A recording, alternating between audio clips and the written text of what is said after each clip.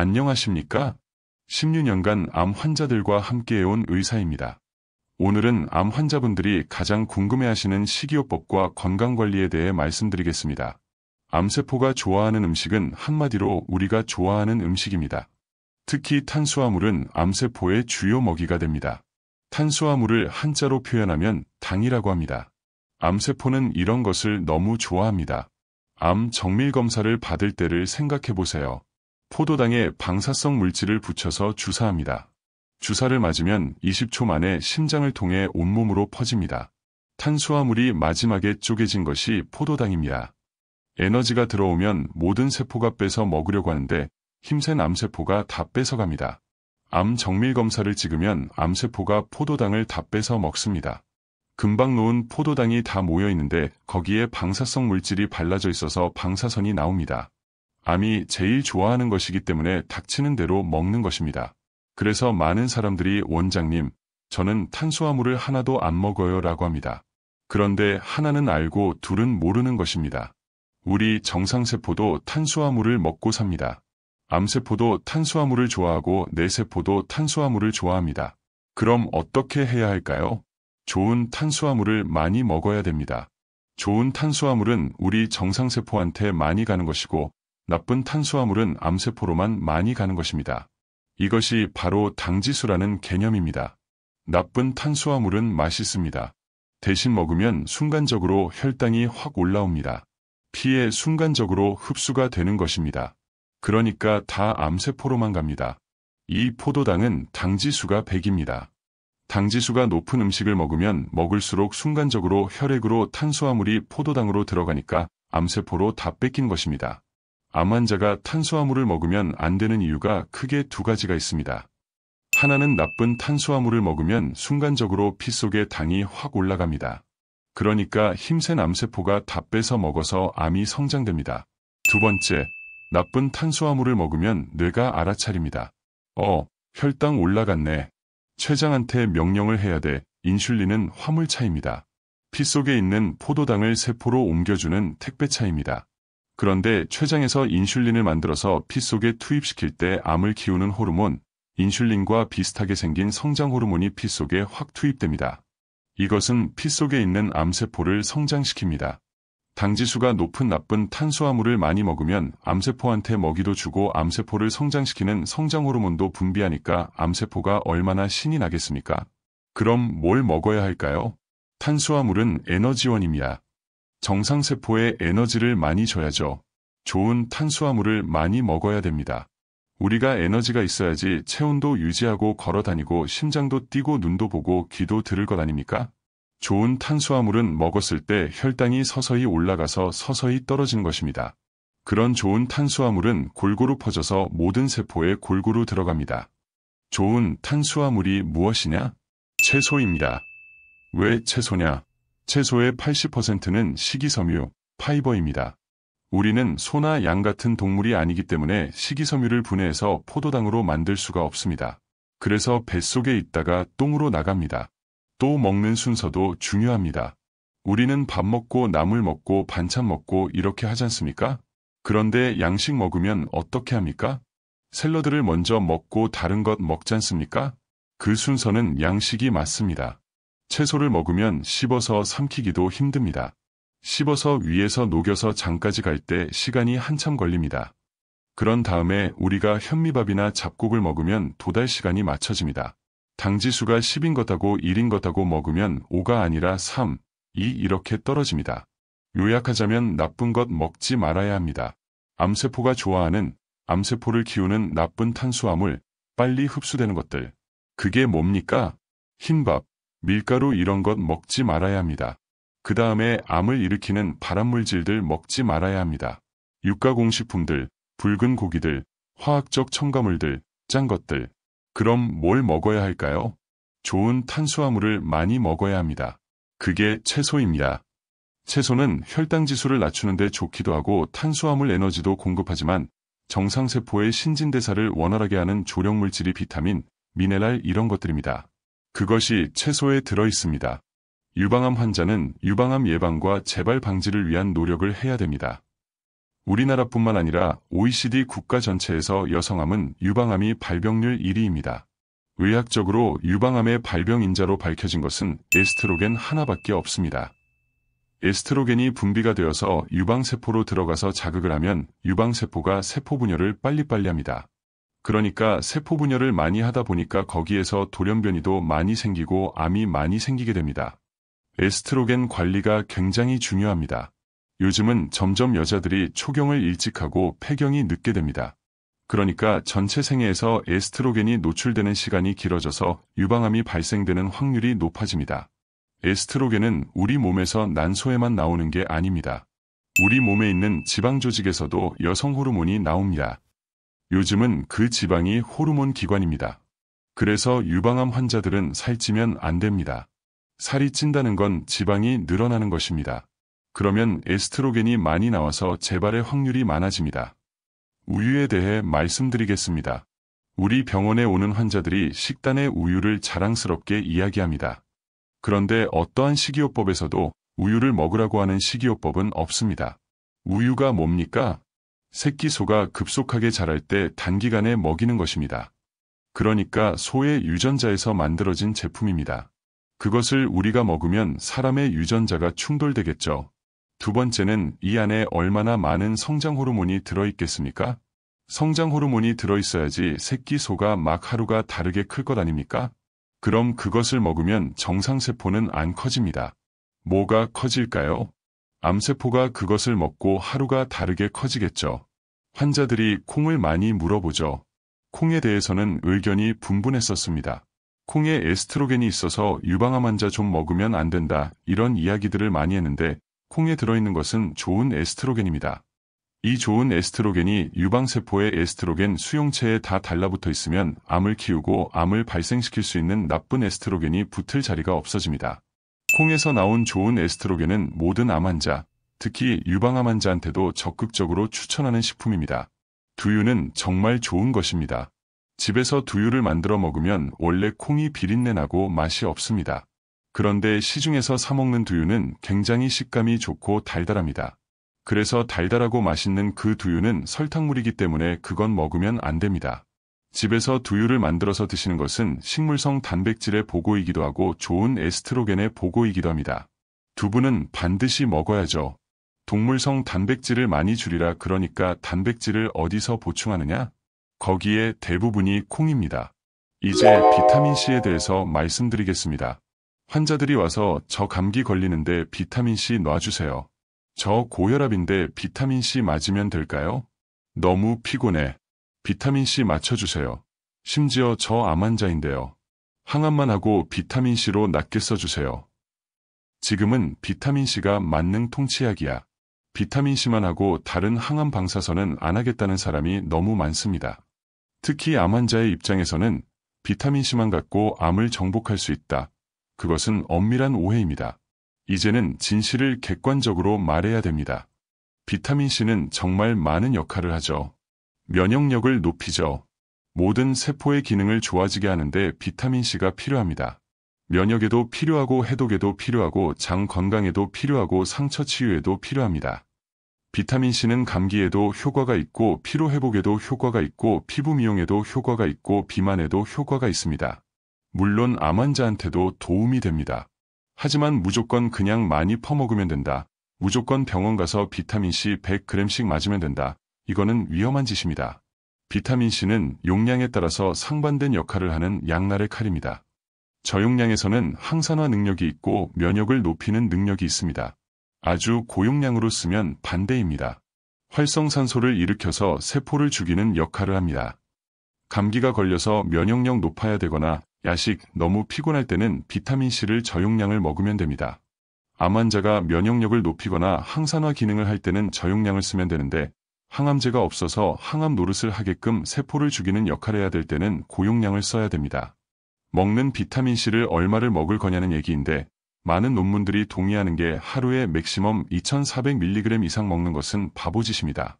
우리 인체가 아무리 많이 먹어도 2400mg만 피로 흡수시키고 나머지는 배설됩니다. 비타민C는 1000mg씩 아침 저녁 2번 정도, 그래서 하루에 한 2000mg 먹는 것은 모든 사람한테 도움이 됩니다. 건강한 사람, 건강하지 않은 사람, 비만한 사람, 고혈압 환자, 젊어지고 싶은 사람, 암 환자 다 도움이 되는 기본 베이스로 생각하시면 됩니다. 우리가 입으로 1000mg을 먹었을 때 피로 얼마가 가냐 하면 20에서 25%밖에 안 갑니다. 1000mg을 먹어도 혈중 농도는 한 200에서 250mg 정도밖에 안 됩니다. 그 정도의 농도는 활성산소를 죽이는 항산화 역할이나 면역을 높이는 역할이나 건강을 북돋워주는 역할을 합니다. 그럼 암 환자가 비타민C를 항암제로 쓰는 사람이 있단 말입니다. 비타민C를 이건 반드시 정맥주사로 맞아야 됩니다. 수술도 하고 항암도 다 하고 그 다음에 재발을 막기 위해서 비타민C를 고용량으로 맞는 것, 이거는 의학적으로 근거가 있는 것입니다. 항암제나 비타민C나 암세포를 공격하는 기전은 똑같습니다. 활성산소를 만들어서 세포를 괴롭히고 죽이는 것입니다. 근데 그 강도의 차이가 있는 것입니다. 항암제나 방사선 치료제가 활성산소를 엄청난 양을 만들어서 암세포를 바로 파괴시킬 정도의 농도가 나오는 것입니다. 근데 비타민C는 그 정도 농도는 아닙니다. 바로 암세포를 공격해서 파괴해서 죽이지 못하지만 암세포 안으로 들어가서 세포가 대사를 할 때 에너지를 많이 못 만들게 해서 건강하지 못하게 한 것입니다. 항암제는 미사일입니다. 미사일을 막 쏘는 것입니다. 근데 비타민C는 권총입니다. 그런데 문제는 뭐냐? 정상세포는 비타민C가 만든 활성산소가 들어가면 물로 다시 가수분해를 만들어버립니다. 그래서 정상세포는 아무 영향을 안 미칩니다. 그러니까 어떻게 보면 표적치료제, 암세포만 공격하는 것이라고 할 수 있습니다. 그래서 매일 맞아도 되고 영원히 맞아도 됩니다. 근데 단점은 강도에 있어서 항암을 절대 못 따라간다는 것입니다.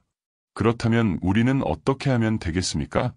의료 소비자인 환자 입장에서는 이놈 좋은 점 다 따가지고 항암도 하고 비타민C도 하고 적절히 조합하면 되지 않습니까? 이제 항암치료 중에 식이요법에 대해서 말씀드리겠습니다. 항암을 안 하시는 분과 항암을 하시는 분은 그 처방이 다릅니다.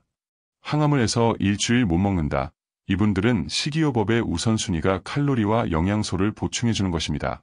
그때는 제한하는 음식을 풀어줘야 됩니다. 제가 가장 중요시하는 것은 콜레스테롤 수치입니다. 콜레스테롤 90% 가까이가 우리 간에서 합성이 되는 것입니다. 건강한 사람은 너무 많이 먹어서 고지혈증이 돼서 콜레스테롤이 나쁜 놈이라고 생각하지만 암 환자한테는 절대적으로 필요한 게 콜레스테롤입니다.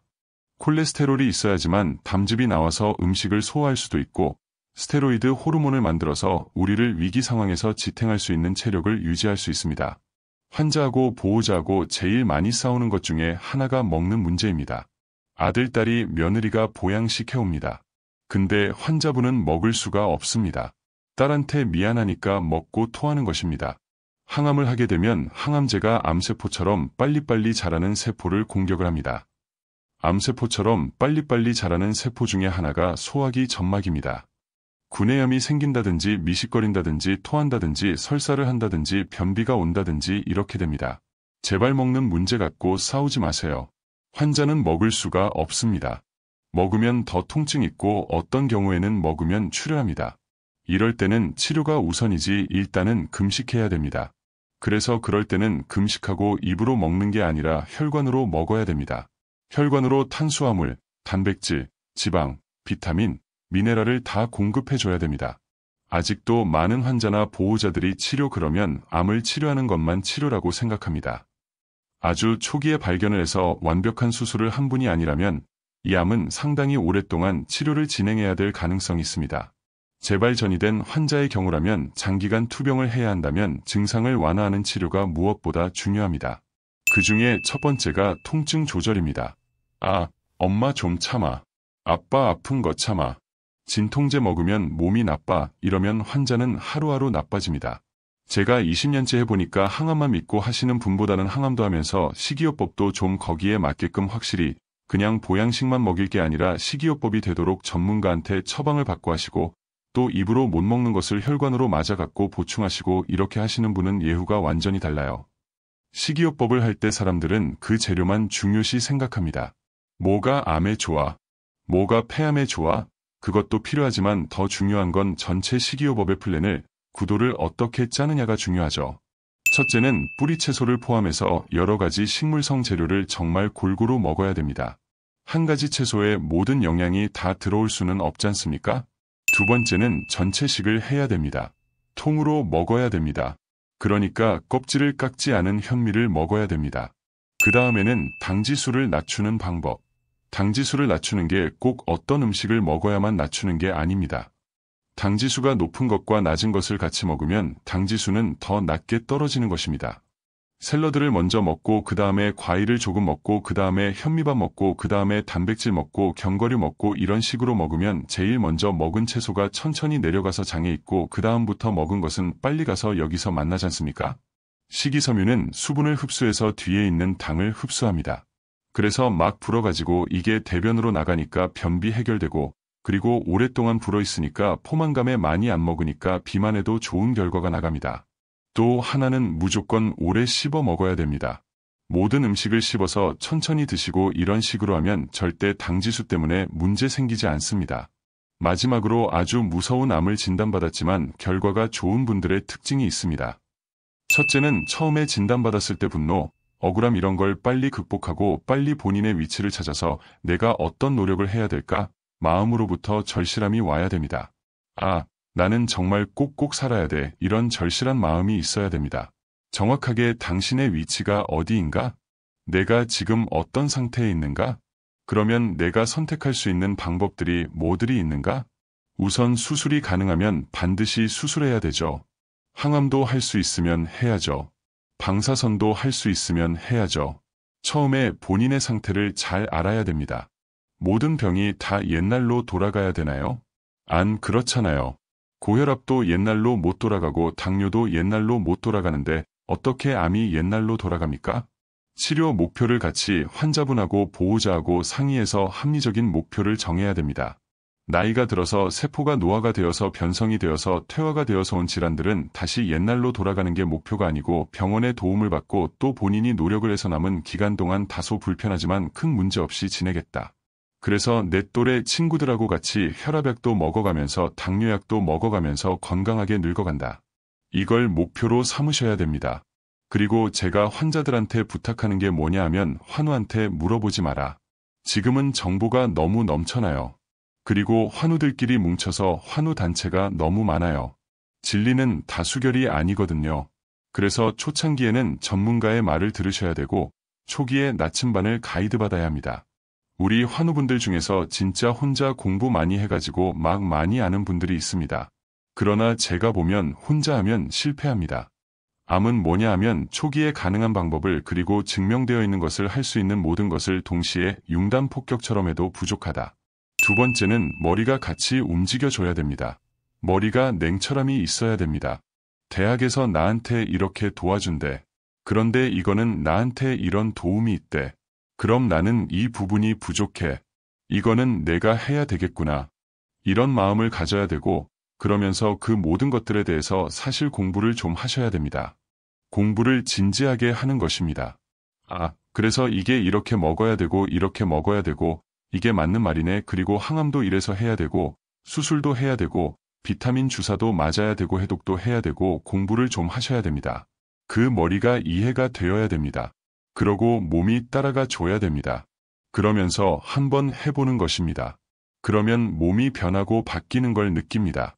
시기를 예를 들자면 3일간 굶어보세요. 몸이 변화가 옵니다. 3일간 폭식해보세요. 몸이 변화가 옵니다. 3일간 안 좋은 음식 먹어보세요. 바로 느낍니다.